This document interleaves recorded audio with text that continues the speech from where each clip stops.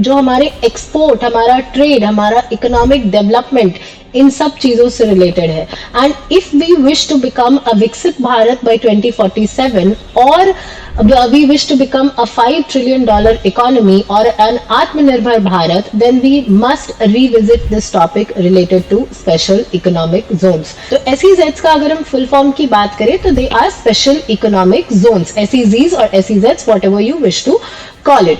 Hello and welcome back to Prep Alpine, the next generation UPSC institution. We are continuing with our high yield UPSC series where we discuss some of the most important topics which have the maximum probability of being asked in your UPSC prelims and mains exam. ये topics आपको conceptual clarity तो देंगे ही, साथ साथ बाकी students के ऊपर, बाकी एस्पिरेंट्स के ऊपर एक एज भी आपको प्रोवाइड करेंगे ताकि आप इस एग्जाम को आसानी से पार कर सके।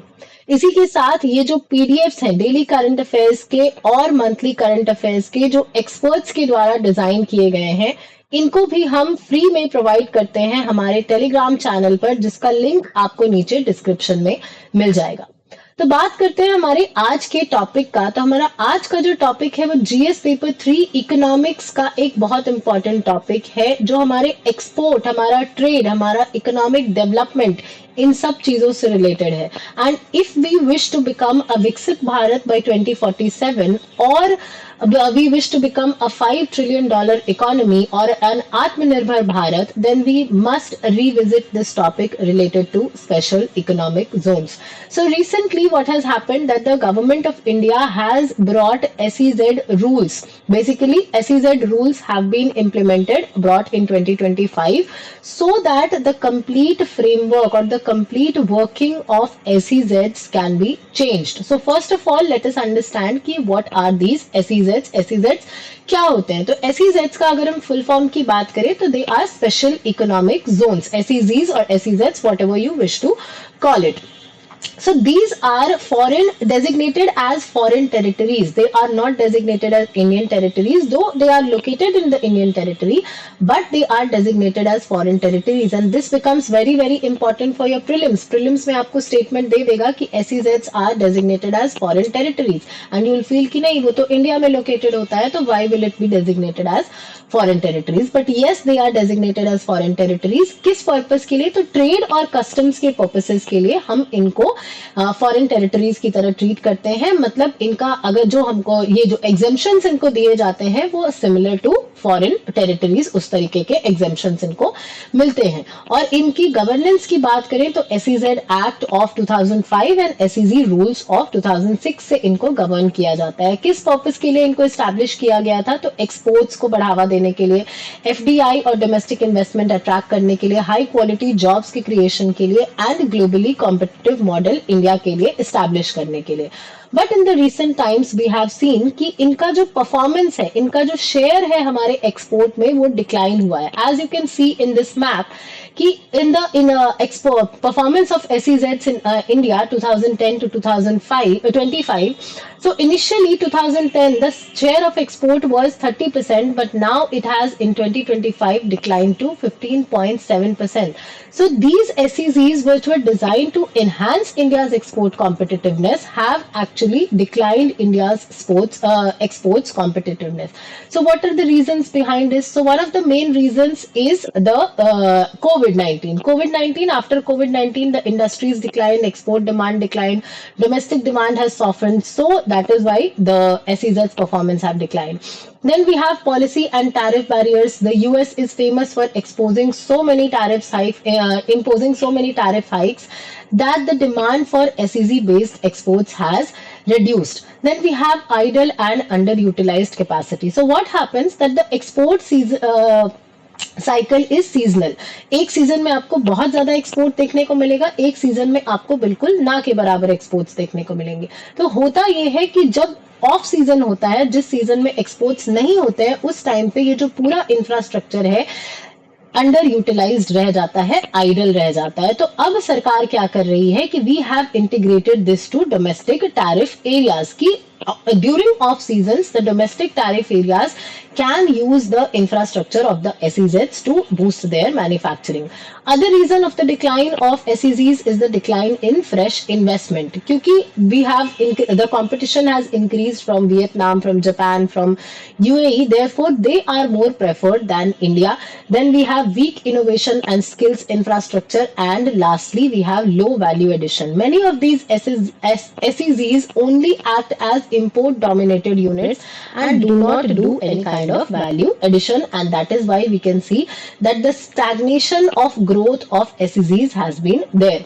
So what is the new reform that we are talking about? तो इस नए रिफॉर्म्स में जैसा कि हमने देखा कि रिवर्स जॉब वर्क का जो कॉन्सेप्ट है उसको क्रिएट करने की कोशिश की जा रही है. दैट इज कि मैन्युफैक्चरिंग या प्रोसेसिंग का काम जो डीटीएस का होता है यानी डोमेस्टिक टैरिफ एरियाज का होता है वो उनके बिहाफ पर अब एसईजीज जो है उनमें हो सकता है ताकि उनकी आइडल कैपेसिटी जो है वो यूज हो सके, एम्प्लॉयमेंट जो है वो क्रिएट हो सके, सीजनल जो ये एम्प्लॉयमेंट डाउन टर्न्स होते हैं उनको क्रिएट कर सके, एक्सपोर्ट सीजन जब खत्म हो जाता है उस टाइम पर एम्प्लॉयमेंट को सस्टेन कर सके, डोमेस्टिक इंटीग्रेशन जो है एसईजीज का वो हो सके, एंड लास्टली ऑपरेशनल फ्लेक्सिबिलिटी जो है उसको भी हम ये जो है इनहांस कर सके. एग्जाम्पल के लिए अगर देखें तो जैसे कोई ज्वेलरी से रिलेटेड एसईजी है जो ज्वेलरी के एक्सपोर्ट का काम करता है, तो जब ऑफ सीजन है, जब ज्वेलरी का डिमांड नहीं है बाहर, जब हम एक्सपोर्ट नहीं कर रहे हैं उस टाइम पर ये डोमेस्टिक डीटीए फर्म का काम जो है वो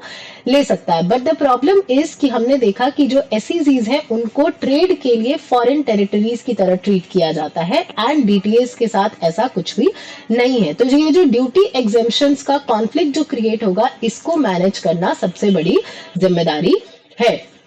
ब्रॉडर स्ट्रक्चरल चैलेंजेस जो हम देख चुके हैं कि एफडीआई में हमारा परफॉर्मेंस जो है वो वीक है. हम स्किल और इनोवेशन सिस्टम्स खास करके अगर देखें तो आर&डी सेंटर्स नहीं है हमारे पास, डिजाइन लैब्स नहीं है, स्किलिंग हब्स नहीं है जो कि कॉम्पिटिटिवनेस को बढ़ावा देने के लिए बहुत ज्यादा इंपॉर्टेंट है.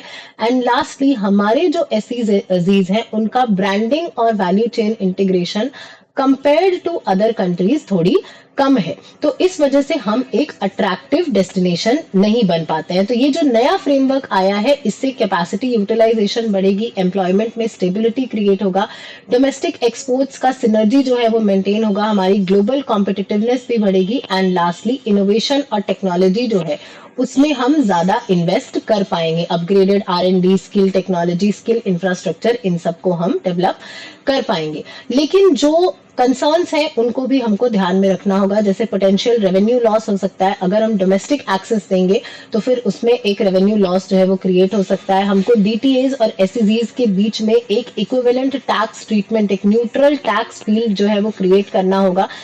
उसके कंसर्न्स उससे रिलेटेड है. एडमिनिस्ट्रेटिव और कॉम्प्लायंस कॉम्प्लेक्सिटी जो है वो क्रिएट होगा क्योंकि कस्टम्स है, जीएसटी है, इंडस्ट्रियल मिनिस्ट्रीज है, इनके बीच में सिंक्रोनाइजेशन करना बहुत ज्यादा इंपॉर्टेंट है. लास्टली जो देश फ्रेमवर्क आया था हमारा, द देश bill which was introduced in 2022 which aims to develop enterprise and service hubs, development of enterprise and service hubs, इसके साथ भी सिनर्जी जो है वो हमको मेंटेन करनी होगी कि इन केस अगर हम एसईजी एक्ट ऑफ 2005 से शिफ्ट होते हैं टुवर्ड्स द देश फ्रेमवर्क तो ये ट्रांजिशन जो है वो जस्ट होना चाहिए. तो वे फॉरवर्ड की अगर हम बात करें तो सबसे पहले हमको डीप इकोनॉमिक डोमेस्टिक इंटीग्रेशन की जरूरत है ताकि अगर एक्सपोर्ट मार्केट हो या डोमेस्टिक मार्केट हो, यहाँ पर जो डुअल यूज सिस्टम जो है हम क्रिएट करने की कोशिश कर रहे हैं मैन्युफैक्चरिंग के लिए वो स्मूथ हो सके, सीमलेस हो सके.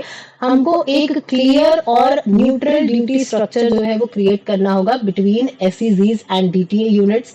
इनोवेशन को हमको बढ़ावा देना होगा, फिर चाहे वो डिजाइन स्टूडियोज के लिए हो, आर&डी लैब्स के लिए हो, स्किल सेंटर्स हो या फिर डिजिटल इंफ्रास्ट्रक्चर के लिए.